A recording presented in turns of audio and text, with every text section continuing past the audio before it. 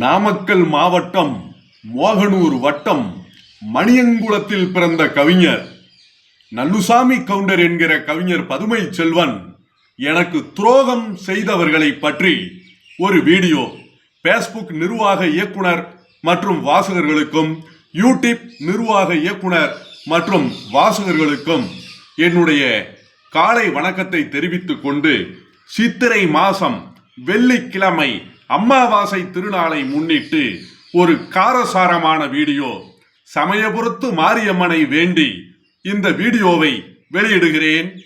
16 மேடை நாடகங்களுக்கு கதை வசனம் எழுதியிருக்கிறேன். 250க்கும் மேற்பட்ட மேடை நாடகங்களை இயக்கி இருக்கிறேன். ஈரோடு லிங்குசாமி, ஈரோடு ஆசீர்வாதம், இப்படி பல கதையாசிரியர்கள் கதைகளை வாங்கி பல நாடகங்களை அரங்கேற்றம் செய்திருக்கிறேன். சிந்தனை மலர்கள் என்ற கவிதை புத்தகம், கவிஞர் வாலியின் திரைப்பாட்டு முழக்கங்கள் பாகம் 1 பாகம் 2, அது மட்டும் அல்லாமல் நாமக்கல் மாவட்ட கொங்கு வரலாறு என்ற புத்தகத்தில் பல அறிஞர் பெருமக்களையும் தமிழ் அறிஞர்களையும் சமூக நல்லிணக்கவாதிகளையும் எழுதியிருக்கிறேன். இதையெல்லாம் தெரியாமல் சிலர் யார் யாருக்கோ விருது கொடுத்து கொண்டிருக்கிறார்கள். அது மட்டுமல்லாமல் கவிஞர் பதுமை செல்வனை சிலர் குறை சொல்லிக் கொண்டிருக்கிறார்கள்.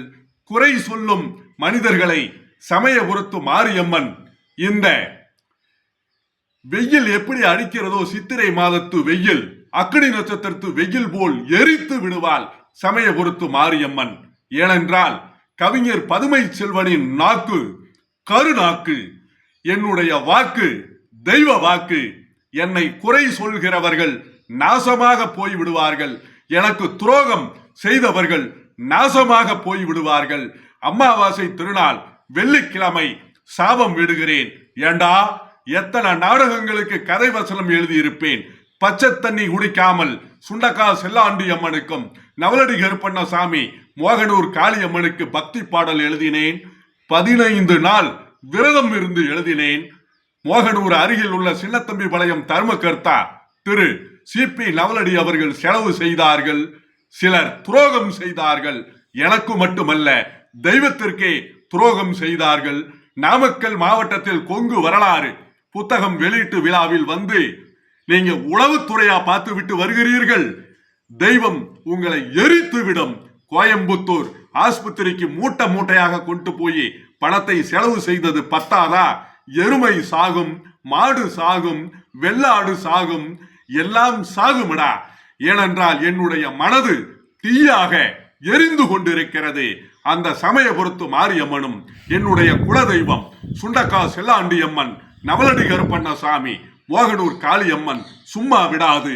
ஏனென்றால் பக்தி பாடல்கள் எழுதிய கவிஞனை பாராட்ட மனமில்லாதவன் நாசமாக போய்விடுவான்.